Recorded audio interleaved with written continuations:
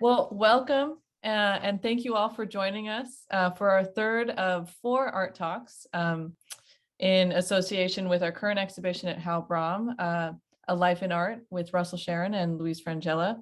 Tonight, we are joined by Ruby Sutton, Ernie Sandidge, and Russell. And Ernie and Ruby are going to be asking Russell some questions. But if you ever have any questions throughout tonight's discussion, please just put them in the chat and we will try and answer them at the end. Other than that, thank you so much for being here, and thank you to Ruby and Ernie and Russell, and feel free to take it away. I see my neighbors joined us up there in the corner, Tim and Leo.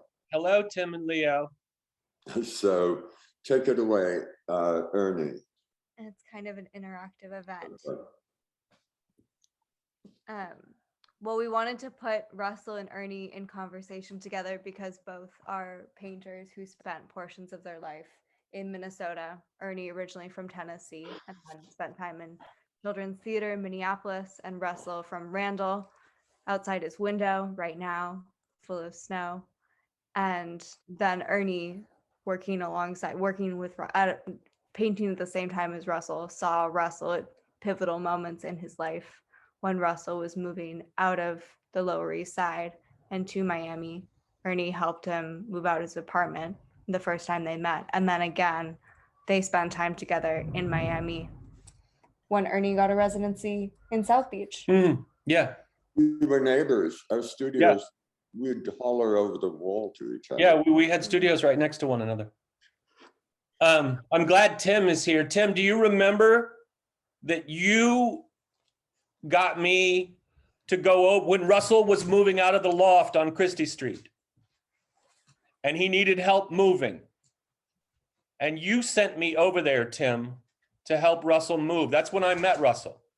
Is that right? Yeah, that must have been like, what year was that? 96, 95? What year was that? I don't know.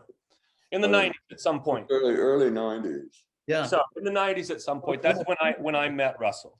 It took a village to move Russell out of that loft. Well, We had a 28-foot truck. Yeah. DB Joy. Hebe Joy drove it. Loading it. But yeah, was always the photographer of the East Village. She and Andre.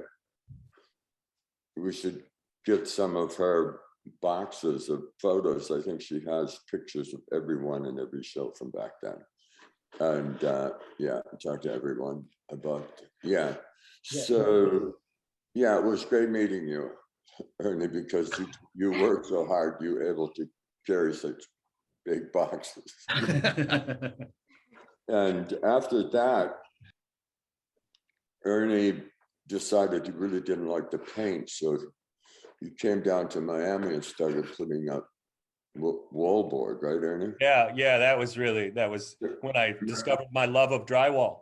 Yes, it was. That was minimalism, of course. But one day I hollered over the wall and all that changed, right? It did. When you moved out of that loft, Russell, that was kind of a turning point in your life. That was a sort of a pivotal time for you. Would you say? Oh, yes, it was. Yes, it was. At that time, I also had the farm here, but I was also in Miami. So I had 2 places, and I really had to give up one because I, as you know, Ruby and everyone else, I can barely handle one, but I had 3. So, and I didn't want to stay in. I didn't feel comfortable in the loft that Luis and I had been together for 15 or 20 years. So it just made it seem too many spirits floating around. So Luis was your boyfriend. Yeah. Where was Luis from? In Buenos Aires, Argentina. You prefer Hispanic men? Do I what? You prefer Hispanic men? Well, no, I only really like people from Guatemala. Only the men and the women too. Yes. No, I like interesting people. If they aren't interesting, I find them, I lose interest really quickly, no matter how handsome, no matter how much like you they look, no matter how handsome No they matter are. how much you they like. How did you and Luis meet? We have a Porteño in the audience. We have my friend Federico from Buenos Aires too. Hi. Oh, really, Federico? Yeah. Well, yeah, it wouldn't be the same Federico I knew from Buenos Aires when I was. Maybe.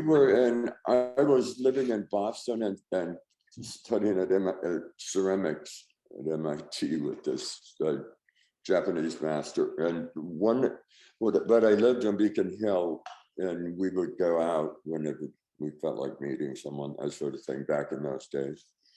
And I was sitting on the step of a barber shop in Back Bay near Beacon Hill, and Luis came walking down the street with this elephant. It was about this high, 3 feet high. It was a suitcase that he had made in the shape of the elephant, and he put wheels on it. So he was wheeling it along, and made a good conversation piece.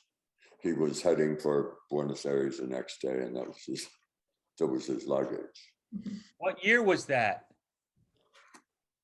It was 73 or 74. We moved to New York in 76, Luis and I together. And so that was a while back.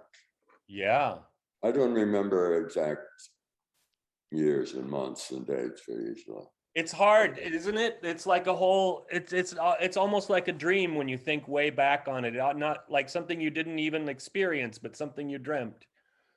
Yeah, and probably it was. What was New York like in 1976, Russell? It was, well, everyone thought it was very dangerous and very dirty and very Dinkins, I guess, or Koch. I don't know which one was in charge. I think it was Dinkins in 76.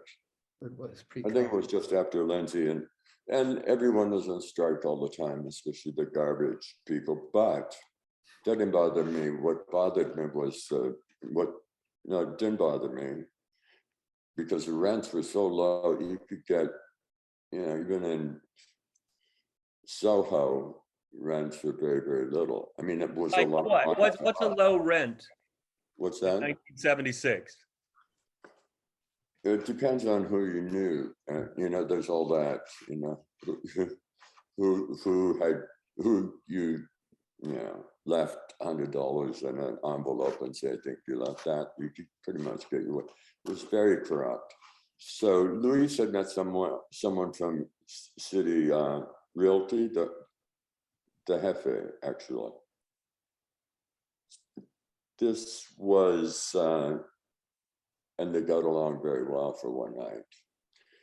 And they became friends because they were convenient for each other, right? And he found us he found us a loft. He got us a loft. He's sort of a skanky English man. There aren't that many, but this one was over the top. He got us a loft for $150 a month. Of course, then we put in the kitchen and the bathroom and all that. And then that was on Elk Street. I don't think, you didn't see our loft there. And then when Luis went to Spain and while he was in Spain, our agent came by and said they were going to rip the building down, in a month. And so we had to see, what do you think Luis was thinking about that? She's going to be really mad at you. So I said, we'll move down the street. I had the building I wanted before? Yeah. He didn't want to rent it out, but he didn't say that then, he did before. There was a Greek restaurant on the first floor and then a machine shop on the second, and then the top 3 floors were empty. So he rented us the 3rd floor for $150 a month, and then we opened up the ceiling, put stairs in, a bathroom and kitchen, all that. So we had 3 floors and a roof garden for $150 a month, and then free gas and electricity. It was It's a good time. Good time to be in New Yeah. York. Oh, Yeah, and back then, luckily, everyone had electric blankets because it wasn't heated. It would be heated during the week, but not on the weekend. oh, right. Right, yeah, and there were so many people. There was one shop in Tribeca, it was full of bread shop and artists, and looked pretty vacant. There weren't many people around ever. Same goes for Soho. At night it was basically empty, except maybe West Broadway. There are a few galleries of it. Mhm. And then suddenly the whole city was really trashy and dying, drop dead. So President Ford said to New York, drop dead. And so the whole city was fairly not maintained at all. The subways were, the wheels were like this. And I liked it because I liked when there are vacant lots that you can work in, or when you see there's an infinite amount of possibilities, because wherever you look, there's something wrong. It's like, what's wrong with this picture? Well, everything. So, not like in Geneva and Switzerland, wherever you look, there's nothing wrong. Those guys are crazy. They say that's why Germans love New York, is there's always something to fix. Yeah, they see it, a brick has risen a little bit from been pushed up a little bit. They stop the whole crowd and do a little digging, hammer it back down.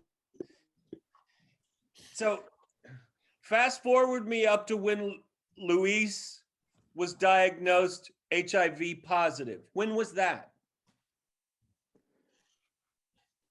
I don't think he ever was. He refused to get the test, but everybody knew. When I was diagnosed in, I suppose, 87. So, I mean, this is like the height of the AIDS epidemic. It started, the first case appeared in 81 or 82, and then it really didn't. Once it reached, what point is it? There's some point where it spreads really quickly, the critical point. And of course, young men, or older men too, I suppose, had recently been sexually liberated, so they were no longer thrown in prison or beaten up or whatever. Well, they still were a little bit, but everybody had been celebrating having anonymous sex for how many years? A few years. And so bathhouses open left and right. That was the entertainment. It was people. You go to bathhouses? Yeah. Not I was lucky frequently, enough. I was lucky enough to go to a couple in the sort of early mid 80s. to a couple. They were wild. Did you go see Bette Midler up at? No, I wish. Oh. I wish. Can you imagine? Did you? I think she was there every night. No, I never went. I never strayed that far. I just would go when I Too needed. far uptown. I would just go when I needed a bath or a shower. I'm not the other type. So, like, suddenly it all comes crashing to a halt. Did it change? It certainly did. Suddenly, for a number of years, I didn't know anyone who, 2-year number, I guess 2 is a number. I don't think I knew anyone. I don't remember the first person who was within my circle who got sick, but suddenly almost all of them were sick, and then you just want to scream. I mean, you can't do,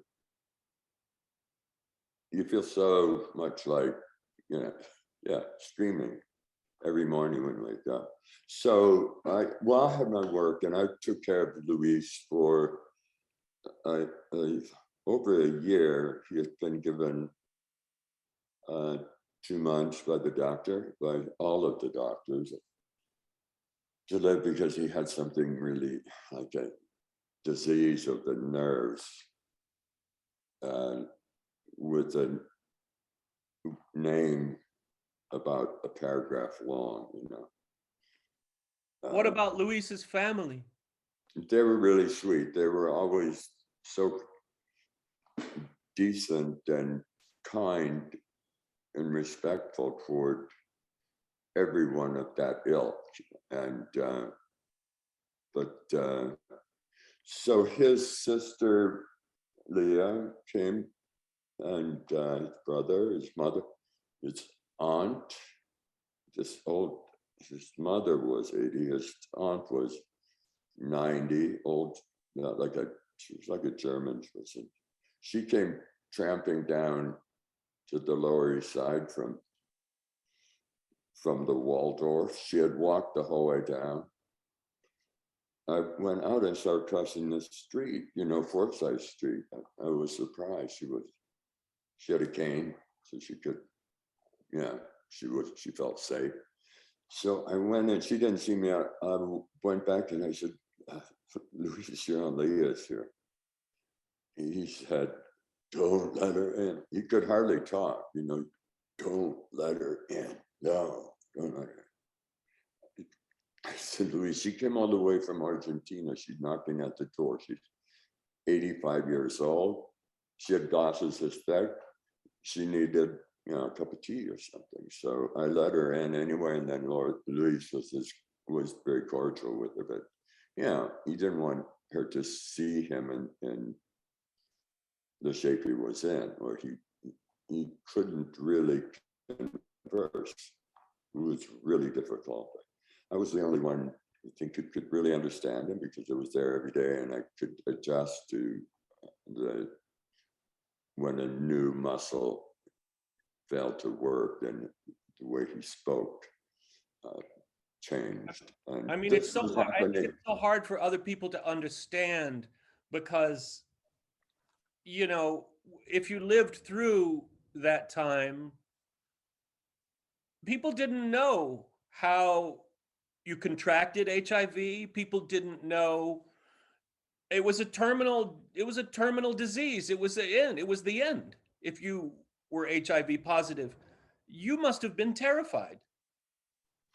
You know, when you're in that situation for a while, you just knock it out. Once it's in your head for, you know, a month or so, you're able to wiggle your way out and stay outside of that once in a while, that idea or that terror.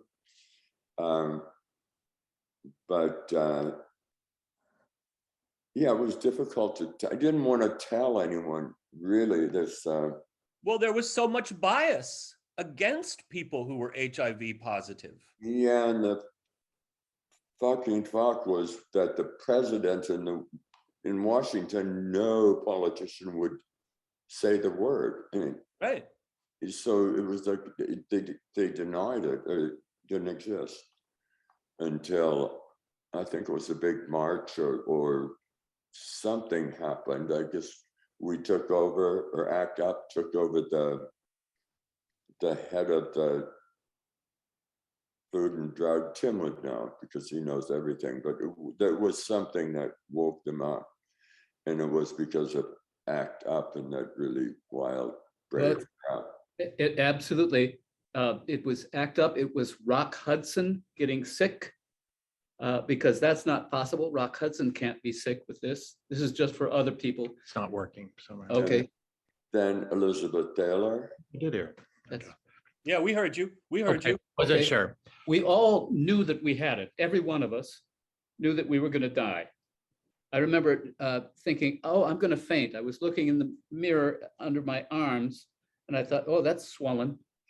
And I think I better lie down now fast. What did you see under your arm? Swelling, I thought. What? And I had been to the Gaiety movie palace and had met a fellow that I got along with from China Briefly. briefly. And Overnight, right? Yeah, well, that's proof of miracle. it's a miracle. Anyway, we did fast forward through the most exciting, that loft on Duane Street where you had 3 stories and a factory that you and Luis were manufacturing those animal bags. Oh, But- right. But the two of you artists in one space making extraordinarily exciting art. It was, and you, Luis, David Wojnarowicz, Judy Glansman, it was like a very exciting period before everybody got sick. No, it certainly was. For a couple of years, it was, I mean, it all happened so quickly. It seemed like it was always there because anyone in studio, including Stevie Adams, who I had a show with of my sculptures, he was Dean Svart's boyfriend, and he decided to open up a gallery. He wasn't really interested in art, but he liked the celebrity that came along with it. Yeah, he gave me a show, and anyone who wanted to meet artists could just open up a gallery and they'd come trooping in. And the likelihood of them getting a show was almost 100% if they were really good looking. But if they were marginal looking and very talented, they would also get a show. They were tranny, or they were on the top. So it was an unusual, a lot of gay people, because we tend to be the brave ones. Who go into the poor ones who go into where the rent is cheap. But I had walked through the Lower East Side so many times, because when we were manufacturing those handbags or tote bags, I had a couple of women over there in the public housing who would work for us. And I really liked that neighborhood. It was interesting, the building, so everything was covered with graffiti.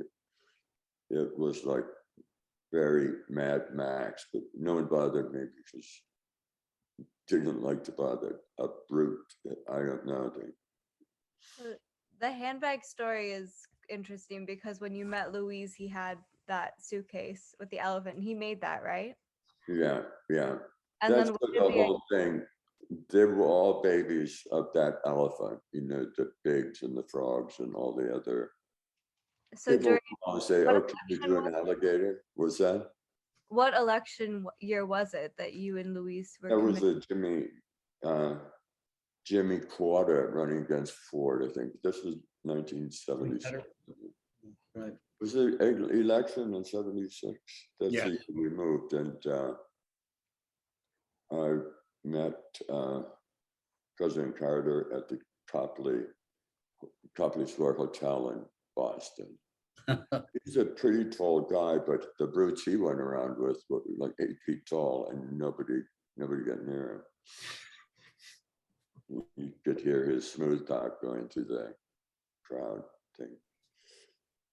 Thank God he won. Don't you think? Thank someone. Yes. Thank Ford, I guess.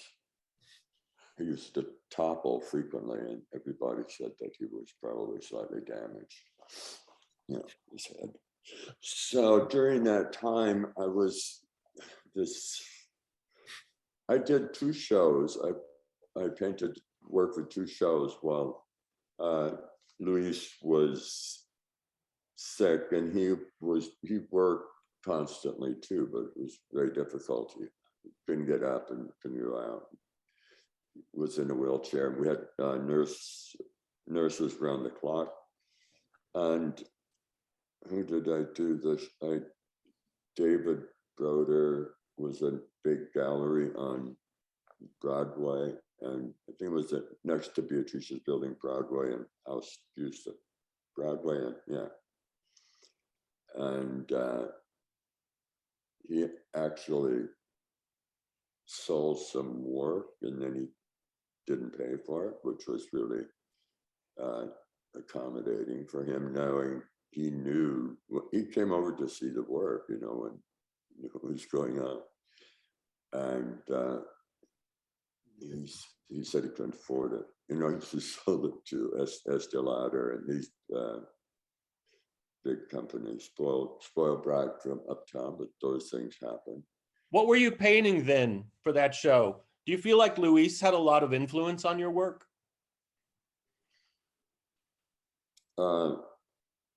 Let's see, in that work.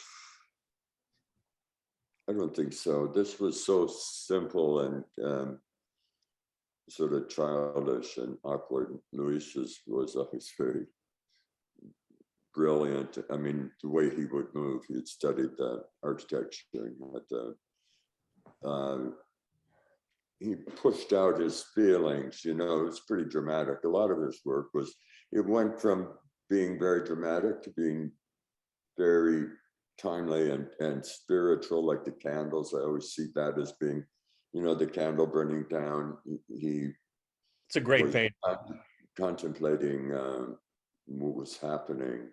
And then he had a watch that was his grandmother's, something like that, a little gold watch that's in the paint in a bunch of his paintings. Do you have that photo of the candle, Katie? Yeah, she does. Katie, I have a whole sheet of slides I just found of the candle here, but There. Such a beautiful painting. see, You have to that send me those slides, Russell. that is almost midnight, because then at midnight, the next candle is just a little smoke going up. Oh. So you're dead. Yeah, and the watch and the other one is the cosmos. I found one, I'm sure there are more slides than the one that I found of the stars, the galaxy, which had to do with, I don't know, infinity or a bigger chunk of time than a candle. Yeah, I think it was meant for Eldon Mayer and his wife, Betsy's his and they tried it in their staircase where they wanted to put it, and it didn't work. But it was it was an unusual painting for Luis. You know, there was no swinging from he painted from the shoulder mostly, and that was more like finger paintings or wrist. And he did. What do you think of these, the watches we're looking at? I always thought they were, I mean, they're so serene, and they sort of pulled me into meditation just by looking at them. The colors, your eye tends to go pretty much directly toward the watch, but it belongs where it is. Yeah, I think it's similar. It has a similar impact on me as the candles, because you know that it's going to stop ticking at some point.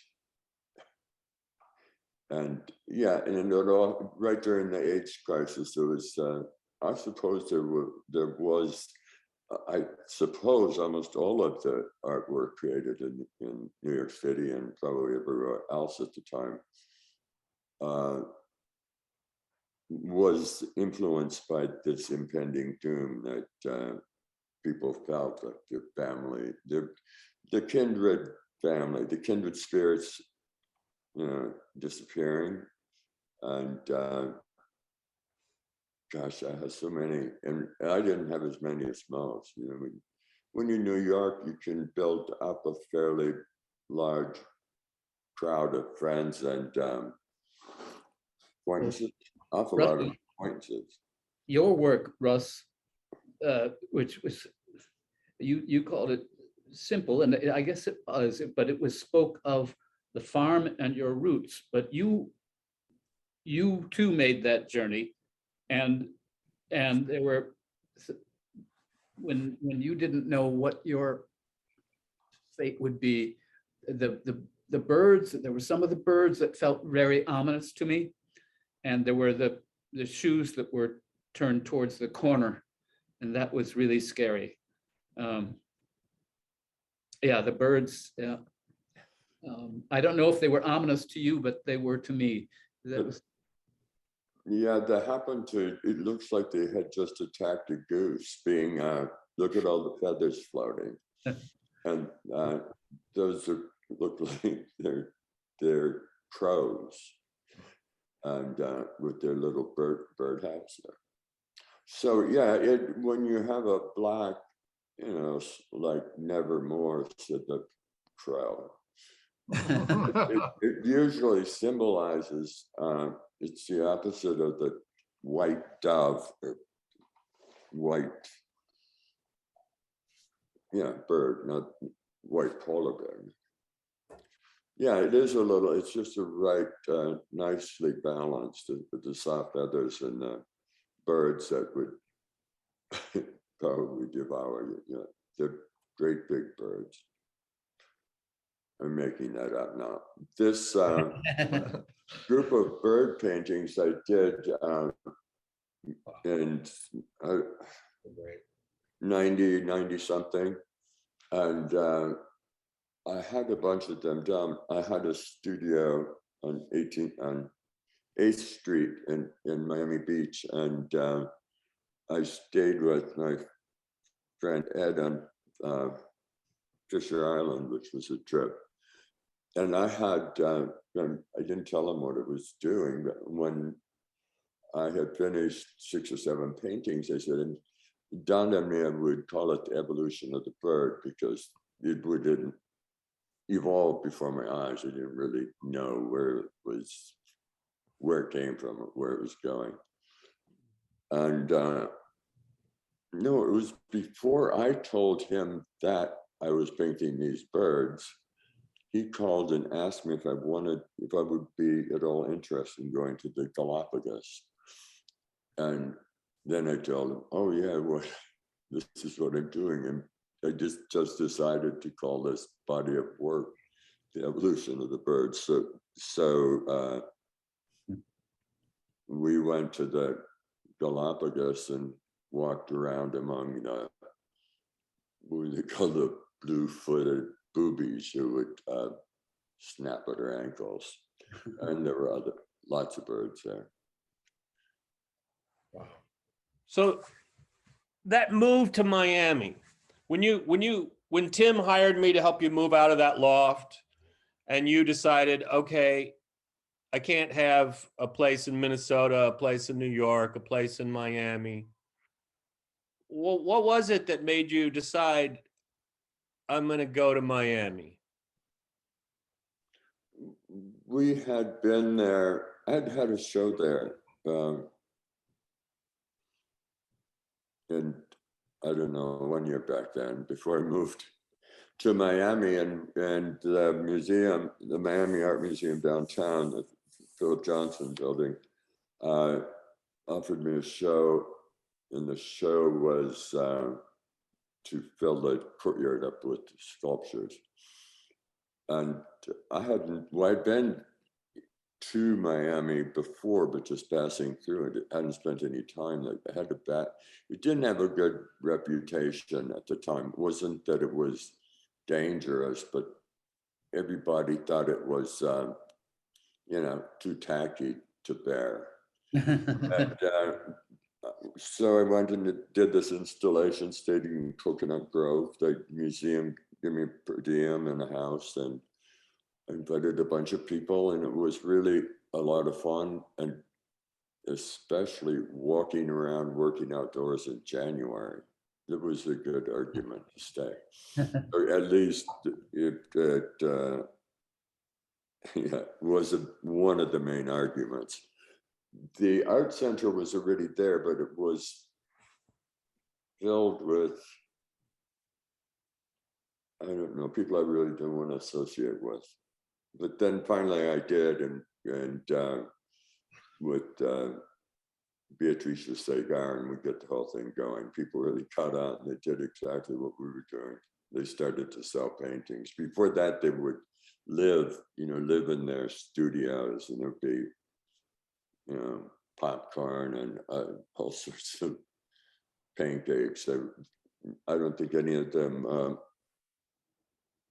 worked, or very few of them painted. But that changed, and then it became very viable. It was the city redid Lincoln Road, ripped it up and put it back the way, restored it.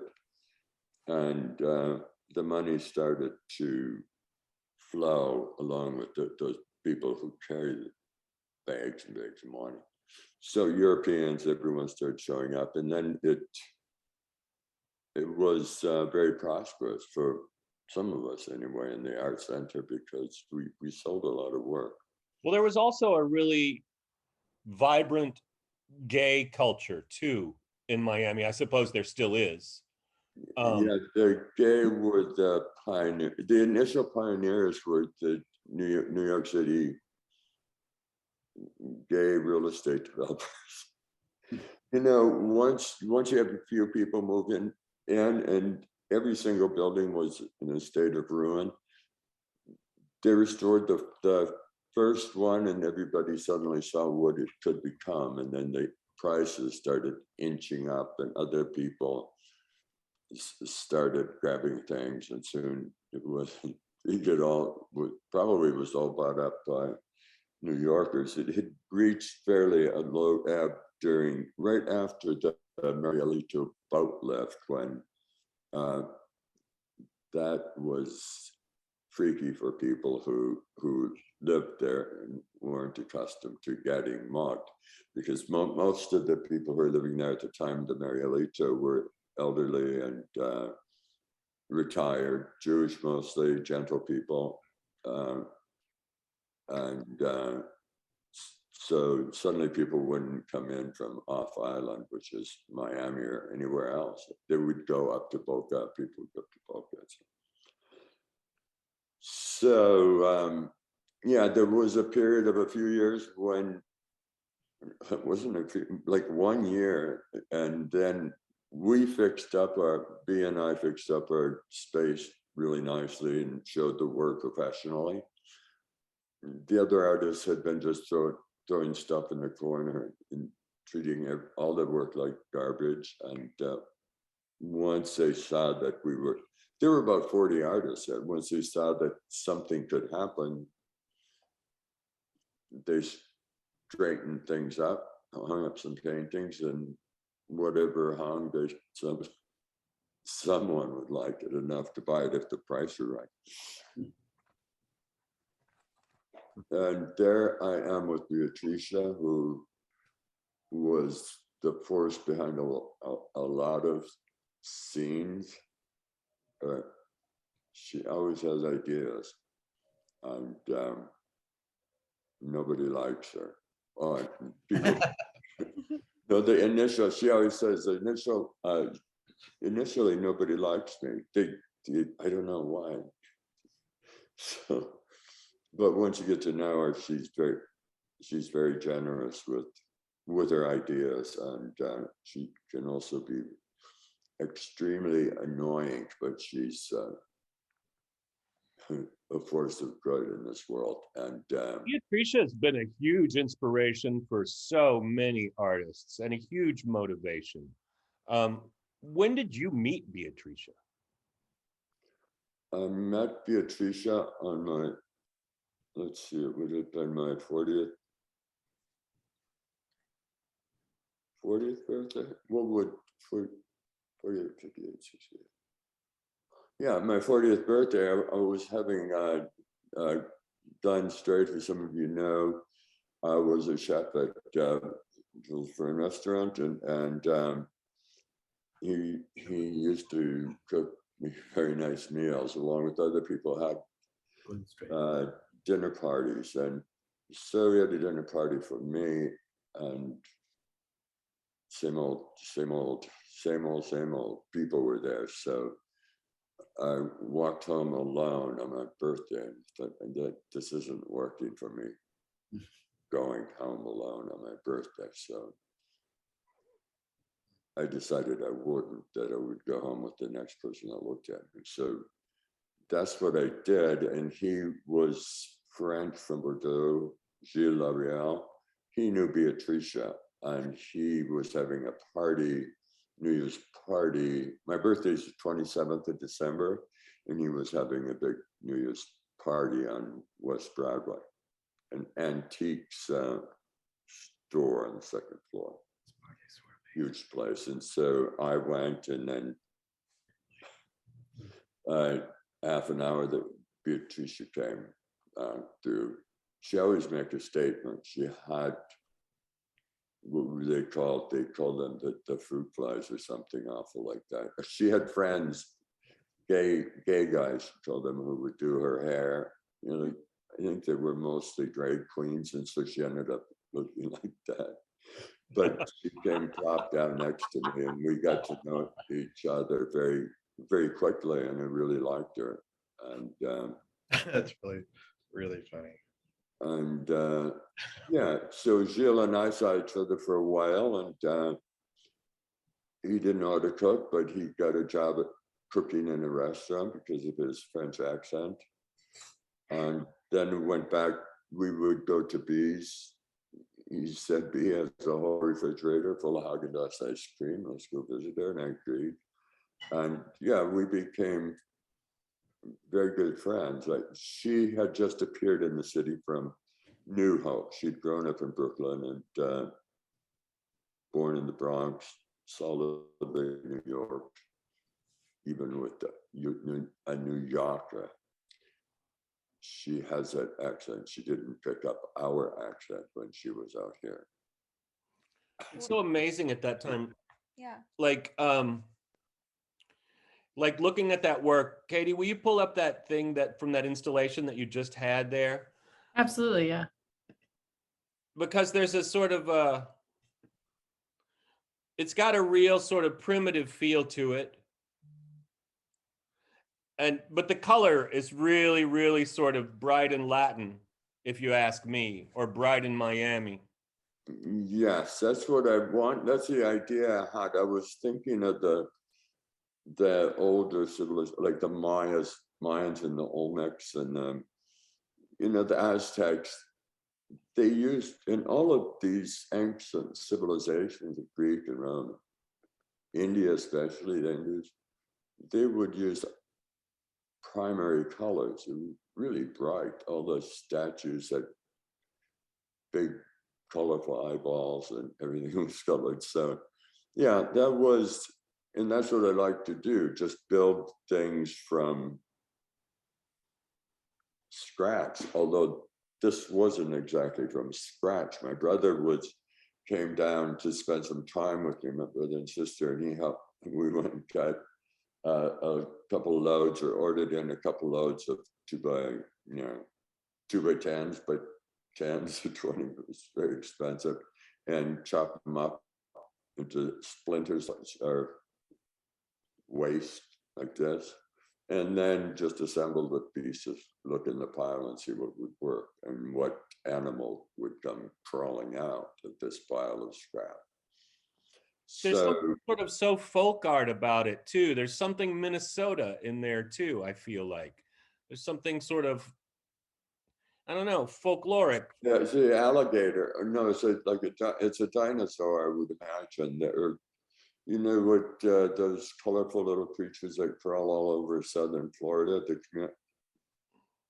What are they? You run over them in Texas, actually. But yeah, here people make bears. Right. Ernie. Right. Yeah. And then I start thinking about those, oh, go ahead. like those chainsaw sculptures that you did of figures, right? Yeah, they were all human figures. I didn't make a single Indian chief or a single bear. Although a lot of people would stop and say, "You ever think of carving a bear?" And somebody who owned the Dairy Queen in Royalton wanted me to make carve a Dairy Queen out of an old elm tree. Oh, you didn't jump on that? What's that? You didn't jump on that? No, I didn't. It would have been extremely expensive to get me to, and then he would have hated it and wouldn't have paid me. It was very cheap. I could have probably gotten all the Dairy Queens I could eat for the rest of my life, which would have been okay. I would be dead by now if I had taken up on that. That picture there, the one before was Jean-Louis used those for one of his, I did the set for one of his small performances in New York that Bill Katz had put together, and Terry, what was her name? Terry Cappuccini. Jean-Louis used to call her Cappuccino. So I always think that's her name, but I did sets for him for quite a few of the dances that they choreographed together in Montreal and in Toronto and in New York, smaller places in the Lower Side. And in Canada, he would always find a larger, more professional space at a university because they knew they were introduced him as a principal dancer with Martha Graham. So that elevated him somewhat in their mind. They had to treat him more princely or prince something. And yeah, that's something else I did. Again, it's figurative. And my later work became really, really messy. When I'm alone, I'm really, really messy with more reallys than that. And because I started experimenting. That was one of the first shows with Hal, just with the elements, which I always thought of when I was painting anyway, the wind and the water and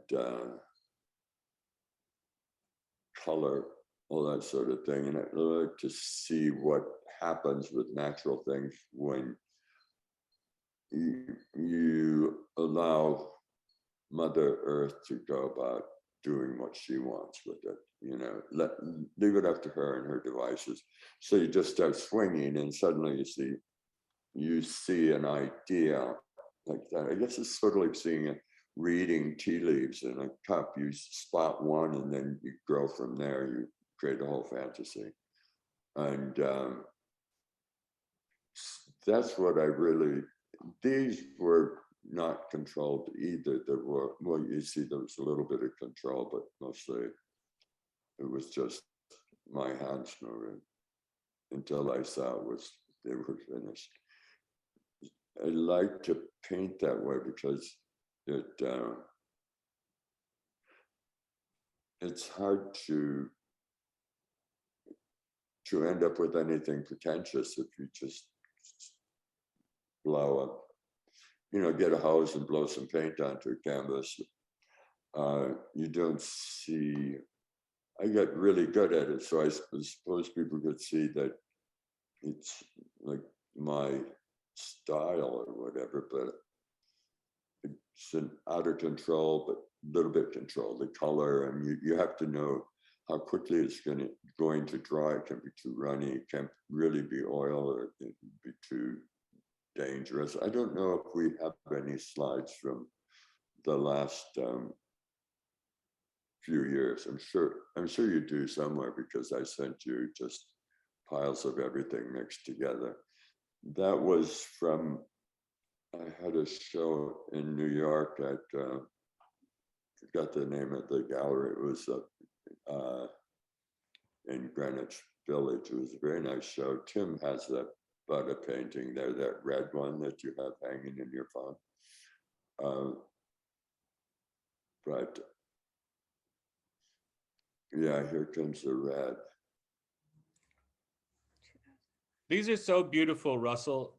And when I look at these, I feel like that somehow there was always some kind of Minnesota thread, whether it be folk painting or chainsaw carving figures out of tree stumps or a picture of a cow. There was some kind of, Minnesota thing that like kept calling to you. And when I look at these landscapes, it looks like a Minnesota landscape to me. It's flat. I like to hear that, because it just the idea of the internationalism, where people paint or do any artwork or do anything, and you, by looking at or reading the work, you have no idea where it's centered or where the culture that produces came from. I like to have little bits of identification, like pheromones or whatever, around the painting, so you will know. You really can't say what it is, but you know, you feel it. Yeah, I'm happy to hear that, the way you put it. And the way that these sort of become, they sort of transition from some sort of like observational looking at the landscape to something that is much more abstract. Yeah, exactly. And the landscape with the flat horizon is my favorite type, because it's so easy, and it does abstract out very very nicely.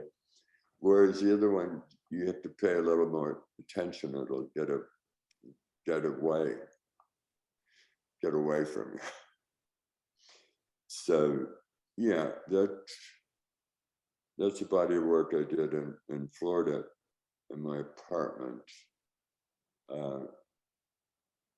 I did really big paintings. They're all monochromatic. And those are all evocative of, I mean, their landscapes are so simple. Like the lower one on the left is so beautiful. It's like The shadows of the trees.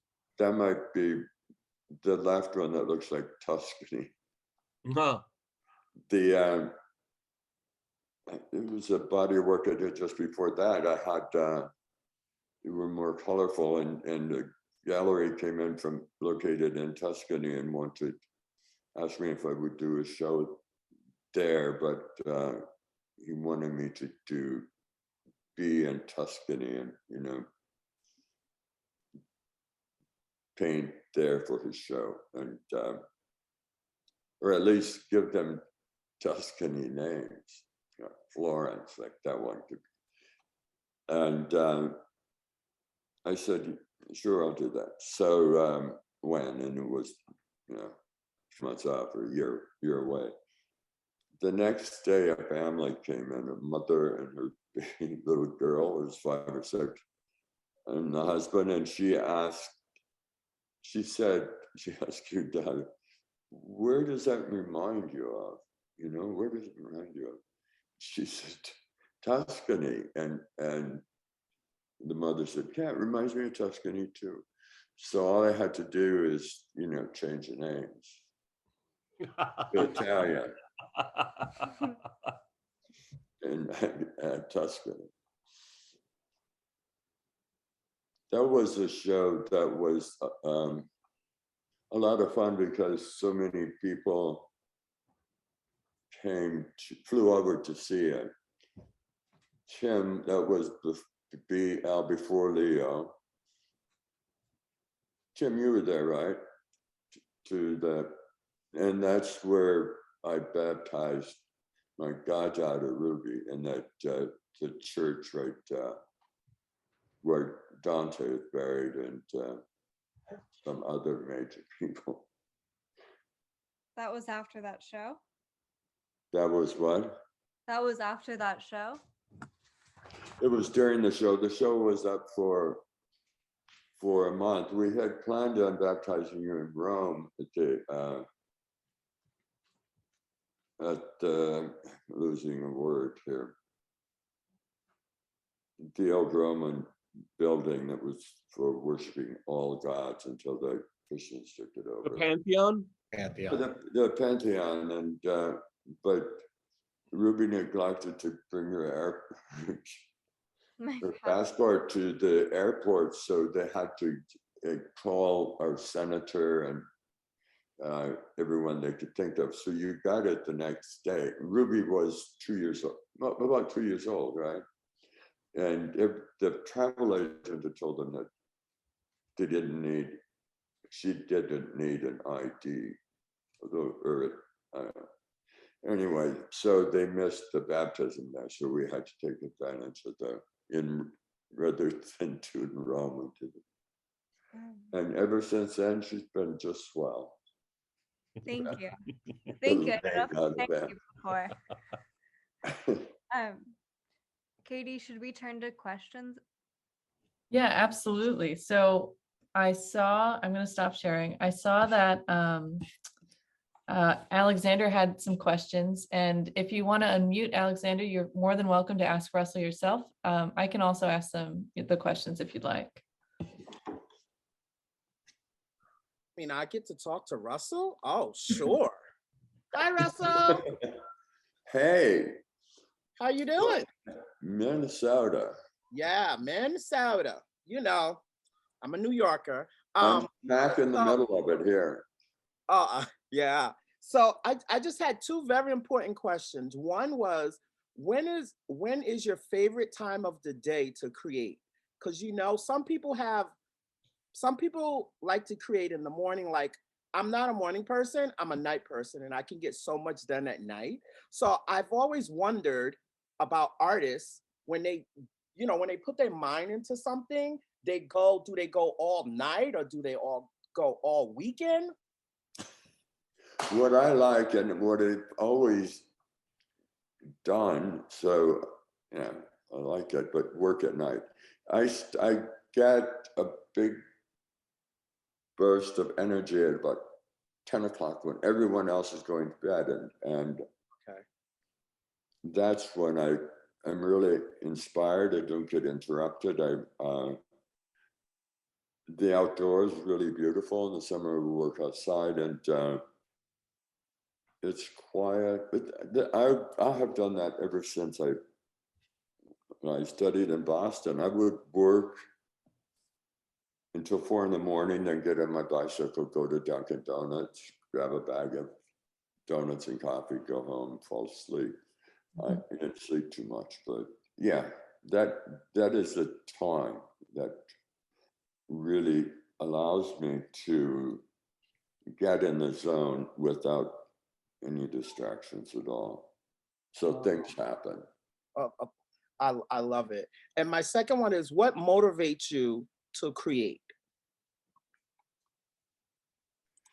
What motivates me? I get so many ideas. You should have 5 or 6 going at the same time. It's not always painting and sculpture. It's my friend Beatrice, who's an artist, wrote a little poem for my birthday, and she said everything that Russell touches turns into something else, and I know it. Does. Somebody gives me something, and I build something else with it. But what had inspired me, I love everything in nature, the trees, the air. Ever since I was very, very young, like 5 years old, if it started raining, I would run off into the woods, take my clothes off, go to the creek. There's a creek running through the farm.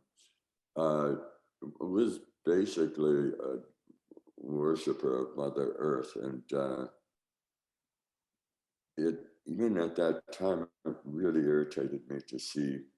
It made me feel really sad to see during hunting season when people would show up with squirrels dangling over their back, and Oh my God. and tree hugging. I would hug the trees before I knew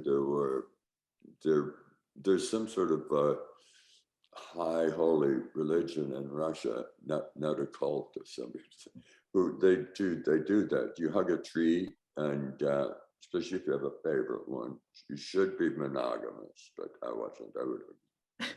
And that just occurred to me, when Ruby and I were talking, and when I would feel especially if I felt sad or a little droopy. Okay. I had a favorite willow tree up at the farm. I say up at the farm because up and over the hill. Yeah. Through the Uh, wood. So that inspired me, and paintings always inspired me. I used to look at Titian and all these, I guess they were Renaissance paint, Baroque probably, because I would wonder about things, especially religion. Where does this all come from? What was it going? So we had something called, and my parents had bought something called the Children's Bible, and had all these sexy pictures of young, handsome Israel, and they were all painted by Rubens and this classical paintings, and so I made it through the entire book.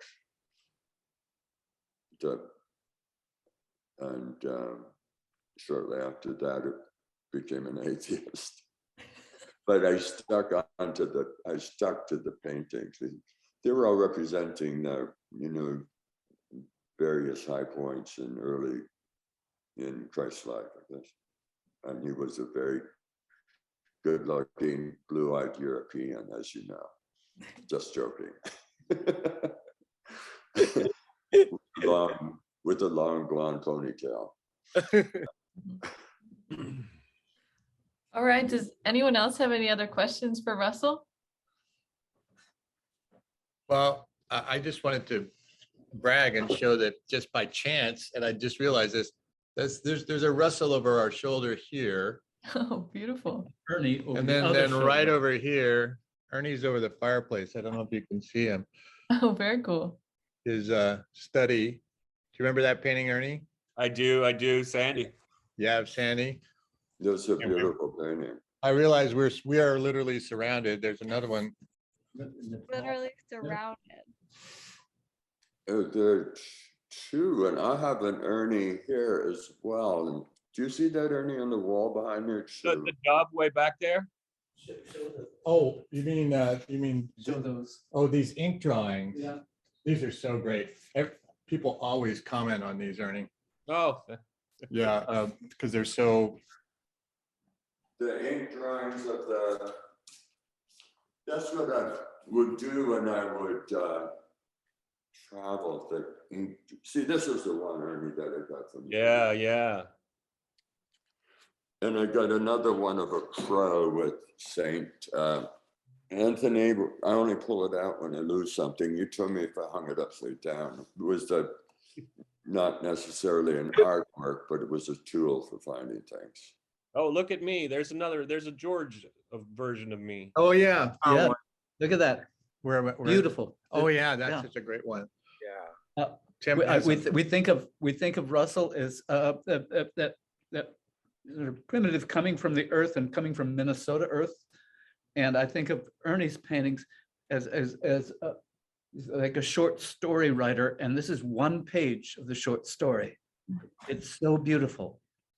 We treasure both of you guys, your work. yeah, we really do. Interesting, because of course I'm a bag of potatoes, as